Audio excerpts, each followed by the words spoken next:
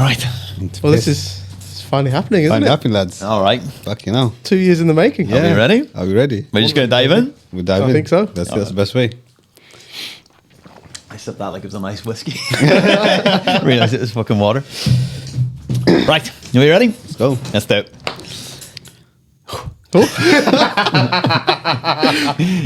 First line. Come on. We're going to spend 50 minutes here. We have to do this one. Alrighty, guys. What is happening? Welcome to the Lifts and Laughs podcast with myself, Brian Murray. Me, Theo White. Me, Amin. So we have taken about 2 years to decide that we're going to do this podcast.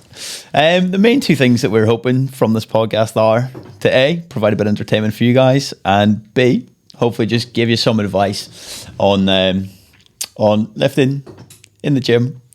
And maybe you might hear some funny stories from us throughout the podcast. Maybe. Hopefully. It'll be a train crash. Yeah. We'll figure it out. Yeah. But this first podcast is basically just going to be an introduction to us, how we got into the fitness industry, and what got us interested in the gym. So I guess might as well just get stuck straight in. So we're going to throw it over to Theo first, and he's going to tell us a bit about himself. I guess I am. I guess that is what I'm doing right now. Well, hello, everyone. My name is Theo. I've been a personal trainer for about 5 years now. Been working out for, I don't know, like 6-7 years, something like that. That's pretty much me. Where did you start? Yeah. When did you get into training yourself? I'd sort of been like, I've always been like I've always been fit. So I've always been like active. Like I feel like I was raised kind of well in the sense that like I ate fairly healthily and I like would play rugby and just like had like kind of like an active lifestyle. But then that sort of like it took a bit of a turn when, you know, you get to like 17, 18, you start like caring more about going out and drinking and doing God knows what. Been there. Yeah. So yeah, it sort of took a turn around like 18 and I stopped being active for a few years. And I definitely feel like maybe I didn't realize at the time, but it was affecting me like physically, mentally. And, you know, after spending so much time like drinking and taking drugs and just not doing much with my life, there was like one point where I just like woke up and I was like, well, I got to change this, you know, I got to do something about it. I actually started out like running. That's how I first got into like training around the age of like 19, 20. Running. I didn't really know what else to do, like home workouts, that sort of thing. And then got a gym membership and started training and like doing weightlifting and that sort of thing. And then, the rest is history. Here I am. We've got to ask it, don't we? What was the structure of the first sessions? Was it push pull legs? So what? Arms and arms. Yeah. Chest and arms. That is a good question. When I first started, it was, I think I found, when I was training at home, you know, just had like a set of dumbbells and I was doing like full body workouts. I think I must have found the workout online. And then when I first started going to the gym, I found one of my colleagues at the time put me on a workout split on bodybuilding.com. Yeah. From Jim Stepani.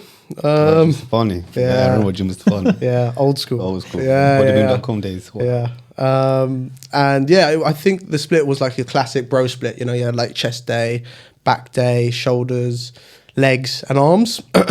But it was quite good in the sense that it was like a progressive split. So week 1 would be like, I think 12 to 15 reps. And then week 2 would be 10 to 12. And then week 3 would be like 8 to 10. And week 4 would be like 6 to 8. And then you would just cycle that. And I'm quite glad that was the first split I did, because it was quite an easy way of making progress, rather than I feel like a lot of guys, they get into the gym and they do like, 3 sets of 8 to 12 and they just stick on that, and they've heard that's the only way rep range you can sort of build muscle in, and they just stick on that forever. So I'm quite glad that was my first training plan. Like, I was able to work in different rep ranges from the start, and following that training plan, I saw quite a lot of gains quite quickly, and I just fell in love with everything training. And it just, like, I don't know about you boys, but for me it took over when my life was so sort of, there was such a void of any passion. This thing came into my life and I was so passionate about it, and it just took over my life. Every like waking minute I was like studying, like not even studying, but just like watching YouTube videos about training, about diet. Like it was just like so consuming. I was like, well, how was it? Like, what was it like for you when you first got into training? Similar. I was on bodybuilding.com. Yeah. I was on YouTube. There was no TikTok or Instagram. Nah, different time. All the way back then. That's all the way back then. We had T-Nation, we had bodybuilding.com, and we had YouTube, like Chris Jones and stuff like that, Jim Stepani, whatever. Watched like Ronnie Coleman, Jay Cutler training, and try to imitate what they were doing. There was no structure to the training. Just go in there, see what's on bodybuilding.com. Yeah, and I think we were saying earlier, like that I feel like that time was almost like a better time to train. Yeah. Like you just train hard, right? And me and my mates used to go to Muscleworks. Just train. Yeah, just go and train. We never cared about like the lower lats or whatever stuff like this. So we just trained, just went in the train, mid-low gains. Yeah, and just copied what other bodybuilders doing, speak to them in person, the ones that were in the gym. That's it.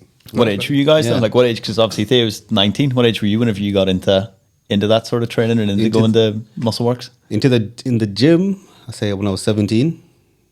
Into the gym when I was 17, and when I started training properly, like Muscleworks, 18, I think. Yeah. 18, a year after. Because my friend used to go, to be like, oh, you have to come check this gym out. Because I used to train in a leisure centre down the road. Yeah. Oh, you have to come and see, it's so sick, la la la. Then just followed him one day, and they'll never look back. It must have been a mad experience though, walking into Muscleworks of all places, like 17. Like, I mean, it was it's a clang and bang gym, isn't it? That's always so clanging and banging. But did you not get like, because it's quite an intimidating environment, isn't it, Muscleworks? Like even now, especially like when you're 17, 18, how was that for you? No, you think it is. It is. Yeah. But when you go in there, everyone's so welcoming. Yeah, well, that's the thing. I think the gym community is so welcoming, isn't it? And lots of people think, go to the gym and everyone's looking at me. But a lot of the time, people are just getting on with their shit. And they'll be happy to help you. Yeah.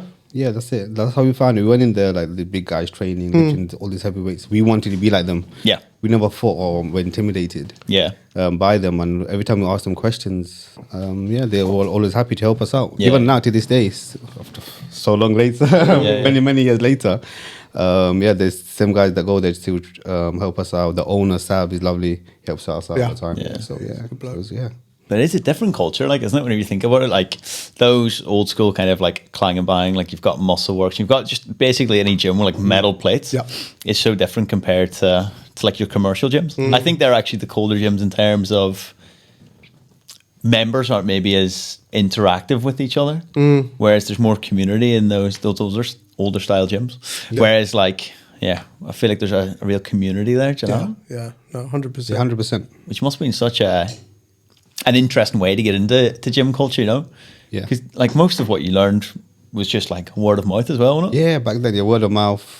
Like they said, bodybuilding.com. Yeah. What's the best chest exercise? The Bible. That was the Bible back then. It. Go in and copy bodybuilding.com. His workouts there. And then what the bodybuilder taught us in the gym. Yeah. That's all we did. That's all we did. Yeah. Yeah. But you started off, didn't you have like, you had quite a big mentor, didn't you? Whenever you were a guy called Danny. Helped me out a lot. He was a bodybuilder and was fighting his own demons. Then he wasn't bodybuilding at the time, but he was a trainer at the gym. So when I saw him one day and his energy, he was like shouting at this guy. I was like, fucking hell. I was somebody shouting at him. Not going near that, man. I was like, fucking hell. He was shouting. And the guy was just going and just training. I was like, well, I want this. And I was talking to him, and he taught me a lot. Yeah. Taught me a lot of things. Obviously, the drug industry is really big, like steroid use. Yeah. In fitness, he told me to stay away from that. I was really young. Whereas just some people would tell me to go in that direction. Yeah. He told me to stay away with it, training wise. Even some of the stuff that he told me back then, I'm still using now with my clients. Yeah. So like the intensity as well. So yeah, it's really cool. Having him there helped a lot. Yeah. Taught me so much more than anything I could learn on YouTube or something. Yeah. Having some person there training me.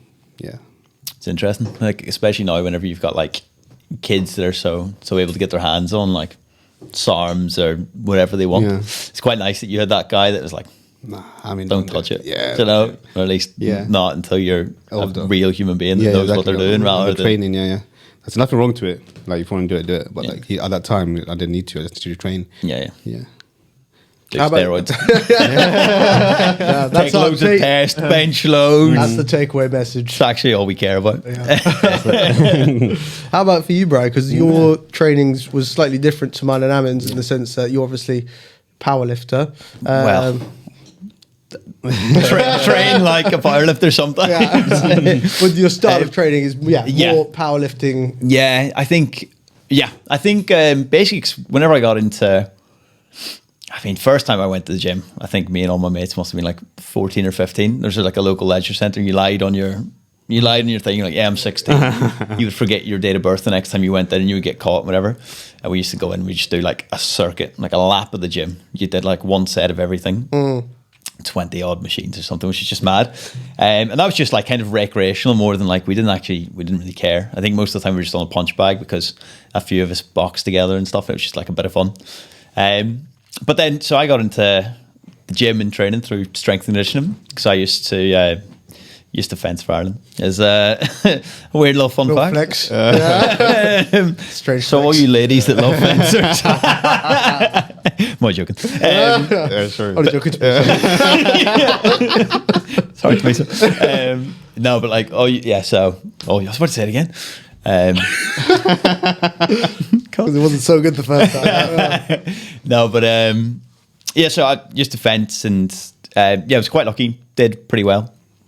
And then ended up competing for Ireland internationally. Oh, wow. And was very lucky that there were like bursaries, is that the right word? But there was like Funding. There was funding for Sport NI. Shows, I think there must have been like a group of 32 of us or something, all in and around like the Derry City Council area. Load of different sports. So there's a couple of fencers, badminton athletes, rugby athletes, like cricketers. We all got put into strength and conditioning sessions, which is quite cool. And it was an interesting way to actually learn how to train, to come in. Like I kind of missed like the bodybuilding.com and all that sort of thing because I went straight into strength and conditioning, which was interesting because it was mainly just compound movements being watched by a coach who were like phenomenal, like really, really good way to get into it. Probably a better way of getting into training than Yeah. bodybuilding.com. There's animation and YouTube. I feel like though I kind of rebelled then later on whenever like later on I started being like, I'm just going to do some curls. You know what I mean? I'm just going to do 5-3-1 for 12 weeks. But no, it was good. It was good. And then I kind of did the opposite of you. I got super into training where like all I cared about was competing and being the best. Then realised I wasn't. And I think I just was at a competition once and I was like, there's nothing I can do that's going to match any of these lads. I'm 19. At this point, I've been training for 8 years. I'm probably not ever going to win a world championships or whatever. And I moved to London and then I got into drinking and partying way more than what I had been doing between 17 and 19. Right. And then actually fell away from training, all that stuff for like 19 until probably like 21. Okay. And then got back into it then because I was like, I'm out of shape, skinny, fat, 21. Thought I was in the peak of my physical condition. And then, got back into training in more of like, I guess like a powerlifting sort of strength training facet where I took what I knew from strength and conditioning and kind of messed about with it. And then ended up just doing like push-pull legs in a way that was more formatted around bench, deadlift and squat. Yeah. And that sort of way. And then, that was kind of how I got back into strength training and training again in general. Yeah. But I guess that now leads us into how did we become PTs? When did that transition happen? Well, as soon as you've been a PT for the longest, I mean, it's only right we start with you. Where should I start? How long's it been, actually? I don't think I know. You don't know? How long's it been? since 2016. Jeez. Yeah, nearly a decade now. Wow. Nearly 10 years. Long time. Long time. Still going strong. Still going strong. Yeah. Stronger than ever now. Yeah. Yeah. What made you take that plunge though? When was it that you were like, right, I'm going to do this? Wow. Seriously, watch that start. Like, we got out of uni, didn't know what to do, did a computer science degree, didn't really want to do computer science. I didn't love it, but I could do it. That makes sense. Yeah. Like if I wanted to, could take that route. But what happened was after uni, I was playing football. So I used to play football like 2-3 times a week. I was much lighter than I am now. Yeah. And I tore my ACL. Some guy kicked me on the back of my leg, tore my ACL. Couldn't make it pro, but had the knee operation. Still was training with my trainer at the time, even with the knee, like up to the knee operation. Yeah. So I still was training with him at the time. And what happened was then had my knee operation, was out for at least a good 6 months or so. Yeah. And I was at home chilling. My brother was like, oh, so what do you want to do? Then he goes, oh, you like going to the gym? Why don't you start looking into PT? So that's what I did, looked into PT and called my best mate up. Same thing, he done computer science. Yeah. He don't want to do that. Because let's do this course together. We did a course. And yeah, that's it. We became PTs from there. Yeah. And yeah, that's it. It really like paid the PT from there. He was up in Northwest, was always in like a gym over there. I was in East. Joined the gym here. Told my trainer at the time, I'm doing this gym, going to open this thing up. Got this brand, it's called, PTV. Yeah. And he was the only person at the time where I said, yeah, I'm proud of you, you can do it. Yeah. I didn't believe in myself at all. Yeah. He was the only person that said, I'm really proud of you, you're going to smash it over there. Yeah. And yeah, since then, I've just basically doing it for him, to be honest. Like, yeah. So wait, the BTB start was it always BTB? It was always BTV. That's mad, was it really? Yeah, it was always BTV. This hasn't changed. Since 7 years, it hasn't changed. Another mate of mine, used to be at supermarket working part time. I told him around the same time, think of this idea. What do you think? I'm good at creating stuff. I can think, but I can't draw. And he drew on a napkin the logo, and I sent it off to a designer. And since then we haven't changed it. Yeah, I don't think we'll rebrand anytime soon. So that's the BTV side. Yeah, that's it. Yeah. That's actually bad to have that foresight so early on. Yeah. To like just immediately brand it as something, whereas I think most PTs don't get into. No, most PTs just put their names in. Years in there. We branded it from the start. We trademarked it and everything. Really? Yeah, from the start. But nah, I'm doing this. I don't care if no one believes in me. Start branding. How to be a successful PT. Yeah, 7 years later, we're here now. So I'm still doing it. Yeah. Low, nights where I didn't want to do anymore. Low nights I was thinking, this is for me. I'm not making enough money or this. But I stuck to it. Then hard work pays off. Yeah, too right. I say, yeah. So, fair play. Yeah, that's how I go into it. There we go. Well, Theo, you've been PT for second longest. Yeah. Yes, it's similar, sort of like to Amin's story, besides the computer science degree. But yeah, I was like, sort of after college, I worked like a few jobs, like bartending at first, and then worked in like department stores. And then when I got into training, like I said before, like it just sort of took over my life. And it was like I was living and breathing training, And then, one of my colleagues was like to me, well, why don't you think about being a PT? To be honest, I didn't even know what a PT was. Yeah. Like I never had a PT. Yeah. I always thought it was just like gym staff. I don't know, it just wasn't really something I ever thought about. Yeah, I was like, oh, maybe I should. Then just did the course. It was like a 6-week course, and was lucky enough to get a job working as a receptionist at a gym whilst doing the course on the weekend. And then after completed the course, started working there as a fitness trainer and also as a personal trainer. And now it's been 4 years? Yeah. 4 years as a PT now. And it's been like Amin said, like you have we've all been through those moments where you think, oh, is this for me? They tell you be your own boss, make X amount of money, 100 grand a year, charge whatever you want. Whatever you want. That's still the thing. Sell you the dream, for 6 weeks. Indeed, still advertise it as earn between 35 and 65k a year. Yeah. Still to see any of that. Still trying to pay off the initial course. But it's you go through those moments. Yeah. But it is very like I wouldn't ask for a different job. No. Yes, you know, it's just you get to do what you love. Yeah. You know, what other job can you do where you go in and you get to, you know, train people, make them feel better about themselves, and yeah, just have fun doing it. Yeah, yeah. You know? Even just the characters that you meet as well, Oh, like yeah. like people, the in people you gyms meet. are different level. Like, you know, like coming from like bar work, like you say, like you think drunk people are going to be the most insane people, but it's actually People. Yeah. people strapping themselves into bench presses. That's it. They're the ones that watch out for. Yeah. How about yourself? Yeah, right.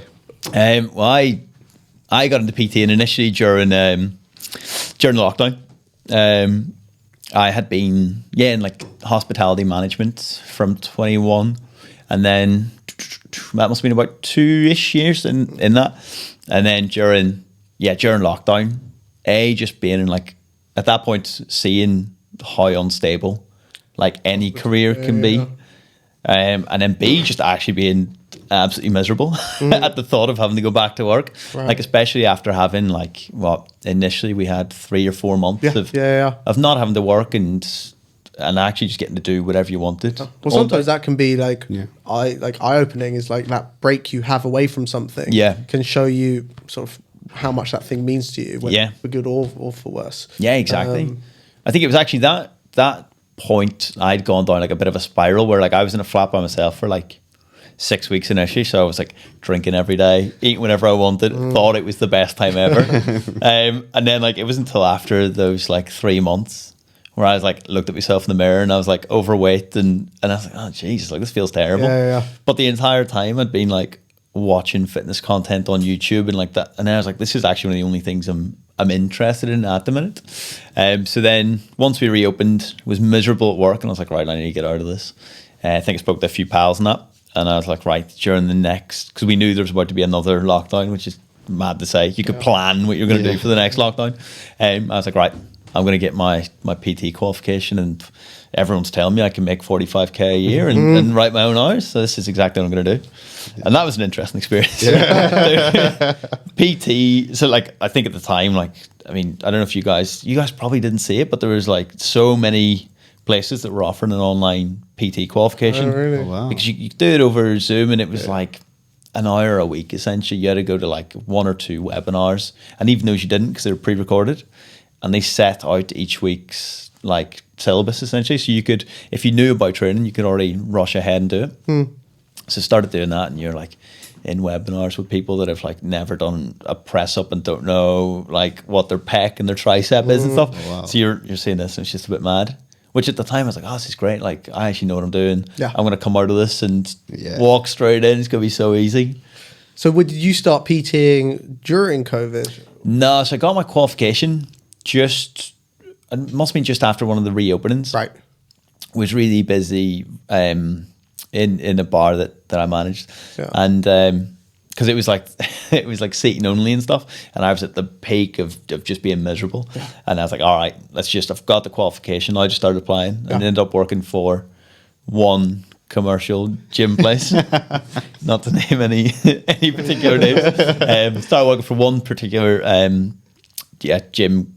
Commercial gym. So it's actually really difficult not to say. Started working for a particular gym, and I was there for a few months. And it was just like I just didn't enjoy it. I wasn't getting the clients. I wasn't getting any. It was a tough time. Tough time to get into personal training. Post COVID, you know. That's it. No one wanted to leave the house. People were still sort of, you know, kind of funny about the whole. Socializing and social distancing. So, I mean, we both saw what it was like pre-COVID. Till now, even till now, it's not the same. It's not the same. Pre-COVID, the gym was just booming. Now it's like they do get busy, but they don't get as busy as they used to. And I think now it gets a little bit busy because of the social distancing thing. I think it's mad crazy. It's really not. It used to be more busy before. Like, you couldn't even walk in the gym. Especially the gym. The commercial gym that we are working now, it was heaving. Big times, like 5-6 o'clock. You can't walk. Well, I think it was then. That's it. And now it's just like you can get an equipment there, but you have to ask. But now, because of, I think we're so programmed after that social distancing thing. Yeah. If you get a little bit busy, you're like, It's also just people work from home now. Yeah. Like before, there was none of this remote working. Yeah. And people were always in the office, always working. Yeah. Whereas now you get lots of people working from home and they become conditioned to that working from home lifestyle. And then they end up doing like workouts at home, or maybe going for like a run or something like that. So yeah. But yeah. I don't even know where I'm going. Yeah. No, but it's the difference. True, yeah. Like the world, they change. Like, people are still. No, I think now people are fairly used to going out, but there was definitely an initial period where people just didn't know what they were doing, and even whether things were going to reopen or not. Exactly. Yeah. I think I'm going to be stuck for the rest of our lives. Yeah. But again, it's good. I think it did make people more like aware of like their shape. And not as in like physical shape, but as in like their health, their fitness, like that sort of thing. Because it's what we were told, wasn't it? It's like people who are fitter will deal better with COVID, and we all thought that this is going to be the end all. The be all end all, If you're not fit, that's dead. So I guess it did make people more aware, and I guess it's trickling in some way. Yeah. Or probably sent them the opposite way, and they're like, well, life's short and I can be locked down at any point, so we'll enjoy this while we can. That's it. That's good though. It's interesting. I guess we've gone a bit of a tangent. Yeah, we have, yeah. Now what we're going to talk about is our niches, right? So to speak, and like I guess who we train, how we train them, and that aspect of it. So, who wants to take it away? Well, I'm going to take the reins. Go to the reins. Okay, I'll take the reins. Go for it. All right. So my speciality, in my opinion, is body transformations. So I've throughout like my years, well, we've all probably done it in the fitness industry. We all try to be that trainer who does everything. And also we try to learn everything ourselves, and try to be like, I want to be that trainer who can do a bit of everything. So I did I wouldn't say CrossFit, but like some more sort of hybrid style training approaches in the past, where I do like HIIT circuits, stuff like that. Dabbled with like a bit of boxing and stuff like that. But I just found like I didn't have that same passion that I have with bodybuilding and body transformation. So it took me a while to find that speciality, but it's the thing that I'm most passionate about. And I'd say over the last sort of few years, that's when I've really like honed in on how to build as much muscle as possible. Nutrition behind building muscle, nutrition behind fat loss, that sort of thing. That's what I would say my speciality is, and that's the thing that I love to do. Planning on competing, as you both know, later on in this year. So you will all have to stay tuned for that. Me complaining about the low calories I'm on. So I'm also, I love bodybuilding as well. I'd say that's my speciality. 100%. How about you always, I don't know what your specialities are, but... Do you want me to jump in? I'll jump in. I guess my speciality, I guess we'll say that. But the thing that I enjoy training the most, and the thing I enjoy training people in the most is like strength aspect of it, or like anything performance related. So anything to do with strength, power, Olympic weightlifting, like that sort of aspect of it. I think that's just the more interesting thing for me. I just find it a bit more, it's just interesting to program, interesting to coach, that sort of thing. I think it also takes, I'm probably the opposite of you in the sense that like I actually don't really like focusing too much on the aesthetic. I like the aesthetic being a byproduct of whatever I'm doing. But if I focus too much on purely aesthetics, I go insane. I will send myself into a bit of a hole where I'm like just like so too focused on diet and too focused on certain things, and just get a bit like, no, it's not for everyone. Drained, I think, But I'm like the opposite. If I don't focus on the aesthetics, if I just focus on, don't get me wrong, like focusing on performance, is what sort of keeps you going, I think. But I will like put my hands up and say, I fucking care about how I look. Yeah. I want a six pack. Yeah. I want to have a big chest and I want to have big arms. I don't want a lot, boys. But It's all I want. It's all I want. So, yeah, like, you know, but for me, that's my driving factor. Yeah. You know, and if I forget about that, like, it just doesn't have the same, I don't get the same drive from it. Yeah. You know? For me, yeah, I think you got to have like a balance between the two personally. But I totally get like where you're coming from. Yeah. You know, like. It does get overwhelming. Yeah, it can get overwhelming. Clients, you know, yeah. Nutrition, checking up on them. And it's definitely a more rewarding feeling seeing, you know, those numbers go up in the gym rather than the number going down on the scale. Like, Yeah. you know. But there is there is room for both. Yeah. Because also to say like you don't just train like a bodybuilder. No, To be yeah. fair, like incredibly strong. Like you are seeking performance. Like, Yeah. you know. Oh, so to say 100%, that it's yeah. just bodybuilding, I think would be unfair. Would be a injustice. Yeah. Yeah, Justice. 'cause- An injustice to you. Do you know? Yeah, because you see a lot of you think bodybuilders are not strong. Yeah. But then you see the bodybuilders repping at 200 kilo deadlifts, Yeah. or reps, Yeah. no rows, or like 50 kilo dumbbell presses. for Yeah. reps. That's pretty fucking strong. Yeah, exactly. Yeah. That's pretty strong. So, Yeah. like, you know, like, it depends what you want. Obviously, with powerlifting and stuff like this, your mind focus moving that weight from A to B. Yeah. Whatever the weight is on the bar. Whereas with the bodybuilding, it's about essentially the reps. Yeah. Yeah. Whatever rep range you're on, whether it's 68, 8 to 12, 12 to 15 or more. Yeah. So, like, whatever weight you can on those rep ranges, then Yeah. you're pretty strong. Yeah. Yeah, that's the misconception. I think people think that No, bodybuilders absolutely. are not strong. Yeah. Yeah. I think people think it's that classic, like just chasing a pump. Yeah, Do you know, like as many reps as you can for. yeah. You know, it's, Yeah, like it's just not the case anymore. Ronnie Coleman, peak of his career, was it 800 kilos? Was it pounds? 800 pounds, Pounds, yeah. sorry, yeah, 800 pounds squatting. For Yeah, two. it's about 300 and something kilos. Yeah. Ridiculous. Insane. Yeah. He's doing well now. Yeah, he's doing well. He doesn't regret it though, does he? Nah, he doesn't. Fair play to him, like, you know. How about you, big man? Because you've got quite a Explain this niche, my friend. specific speciality. Yeah. How'd you get into that? I don't even know. By accident, to be honest. Well, let's talk about what and jokes aside, you do have a very specific niche. Why don't you just explain firstly to the audience what your niche is? I train mostly girls. That was the most innocent way of saying it. I train girls that want big glutes, big legs. Yeah. You think it's just that. It's just not that. So, like, a lot of the girls that come in, they have gym anxiety. They don't know what to do. And a few months later, you see them, you know, in the gym, on their own training. They're not nervous no more. They come in training. They're lifting hard. They know what they're doing. So it's more about, just training girls that want big glutes and big legs. I get them more comfortable in the gym. They lose that gym anxiety. They're confident, not just into the gym, that's outside of the gym. They're like, you won't guess how many guys talked to me today on the road, la la la. Coming in, all this stuff. So they're more confident.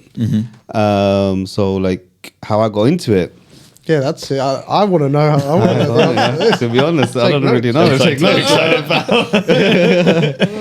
don't know. Like, when I first started PTing, what happened was, again, I don't know what to do. Yeah. I was like training people this way, training people that way, like just doing everything. Just being that one guy just wants to do everything. Yeah. Then I had the first couple of clients who are just girls. I think, going to a side, I think females want PTs more than guys do. Yeah. Well, there's more.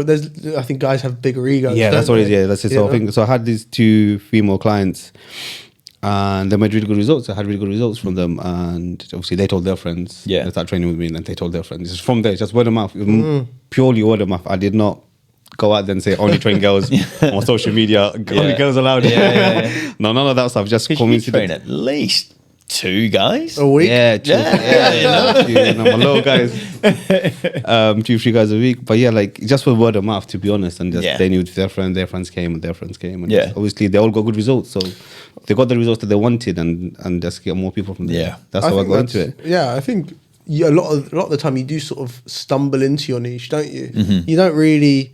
A lot of people think, you know, I'm going to become a personal trainer and I'm only going to train this sort of people. You sort of just figure out as you go along who you're going to train and who you sort of gravitate more towards and who gravitates more towards you. And you know, how receptive people are based off your training approach and stuff like that. So yeah, that's what happened with me. I stumbled across it. yeah, There's no actual story. Yeah. We Just rolled with it. Rolled with it. And here you are. They got the results, and that's Yeah. being good at what you then I found that's the thing I want to do. Like that's the thing that gets me the results, that gets the money that I want to pay the bills, and just kept at it. and now you're the guy The guy, who one of the guys. the girls Yeah. come to in Yeah, South exactly. London. Yeah, you know? in To South be London. fair, it's actually mad. Literally, if they want a PT, Well, you are. TV.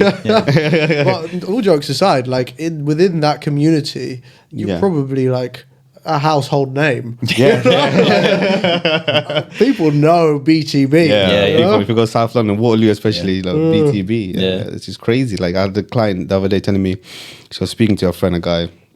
I'll go on a session tomorrow with my PT. And she's like, oh, he's a PT. And she showed him my account. And he go, oh, that guy. I don't know who he is. So, like, it's crazy That how it happened. Here he is. There we go. There he is. Glutes. Yeah, he must have he must hate it. So mostly obviously I train South America in the community. Why is that? Is there a reason? Because of the area, I think the area is a big South American community, Hispanic community, and like one of my first clients, she's South American, and like the cultures are very similar. So the Asian culture and the South American culture, we're hospitable, we're opening, we love our food, we love events. Yeah. So like just having that, it's not having that, you know, similarity between the cultures and like Again, it's like something that just fell on your plate. Yeah, exactly. Right? Yeah, like I was in their house on New Year's Day eating dinner with them. So like, so like, you know, being welcoming and stuff like this. So like that's how it worked. So like the really similarity between the communities. Yeah. And they're welcoming me in. So like I'm there. So yeah, I'm still here. What's your nickname? Aminita. What was it? Aminita. What was the Aminita. Yeah, so that's how it happened, and and still doing it. Yeah. So now we have events. Like BTT did one today. We did one like twice a month. So like food. I know how to cook some of the food. So like empanadas and stuff like this. So so like that's really good community, really good people. Yeah. But it's interesting, like you said, like you don't necessarily just wake up one day and go, right, this is what I'm doing. I'm only training this sort of client in this sort of way. Like it does just sort of, you just stumble into it, don't you? I guess it's like what you're drawn to is what you do more of. Like even for reels and stuff, like we as 3 PTs probably have like a similar enough like general Instagram feed or TikTok feed. Yeah. But whenever you actually look at it, it was probably 3 very different feeds in terms of the things that we're interested in, the things that you do get drawn to. Yours is going to be much more powerlifting, Olympic lifting. Yeah. Yours is going to be a bit more biomechanics, sort of science behind exercise. Mine is going to be more bodybuilding. Yeah. So we've all got, like you said, Yeah. like within fitness. Yeah. You've got different sort of niches. Yeah. And like you don't have to go out there, I guess, and like decide one day what you're going to do. Like you will just slowly do more of it, and like it's not like you went out and wedge yourself in a door. It just like it just happens, and it just happens organically, you know. Yeah, the more you do it, the more it happens. Yeah. Right. Well, I'm pretty sure we've covered everything now. Yeah. You guys know who we are, what we do, what to expect in future episodes. We're planning on doing one a week. Yeah. Hopefully, Right? yeah. It's a perfect time right before Christmas that we decided that. We're all not going to be in London. Say this now. Next episode's not till like 6 months time. But yeah, planning on doing one a week. Yeah, I think it'll probably be. I mean, some will have like specific topics. Some might just be a bit of a shit talk, really. And if you guys have any questions as well, like send them. You guys, we'll leave our Instagram handles at the end. Drop us a DM. We can always cover them in the next episode. Yeah. Speaking of Instagram handles, now's probably a good time to drop them in. So first and foremost, the podcast. Main man himself. Is that first and foremost? Actually, first and foremost is mine. No. First and foremost. I thought that's what you're saying. First and foremost. First and foremost, by my training. Please, we've got 500 followers. I need more. No, first and foremost is the podcast, isn't it? Yeah. So it's at Lifts and Laughs Podcast on Instagram. Soon to come to TikTok, YouTube, every everywhere. single social media Yeah. platform there is. Billboards. Facebook, MySpace. So yeah, that's the podcast. Yeah. Instagram. My is Theo White Fitness. So if you do want to check me out. And what social medias do you follow. mainly use? So Instagram. Yeah, you'll find me on Instagram. I'm a bit too old for TikTok. Yeah, I got TikTok. Yeah. Yeah, it's you're fun. definitely too old for that. But